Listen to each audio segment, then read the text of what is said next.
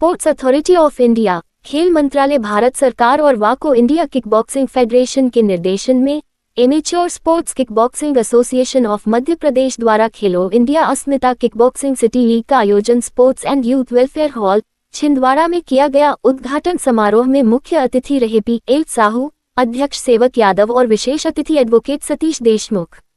समापन समारोह में जिला भाजपा अध्यक्ष शेषराव यादव, राजेंद्र सिंह तोमर, विजय पांडे, धर्मेंद्र मिगलानी और श्यामराव दुपारे उपस्थित रहे। महासचिव आशुतोष दाधीच के अनुसार प्रतियोगिता में विभिन्न जिलों की लगभग 150 बालिकाओं ने हिस्सा लिया। प्रतियोगिता का संचालन मध्य प्रदेश के क्वालिफाइड ऑफिशियल्स द्वारा किया गया।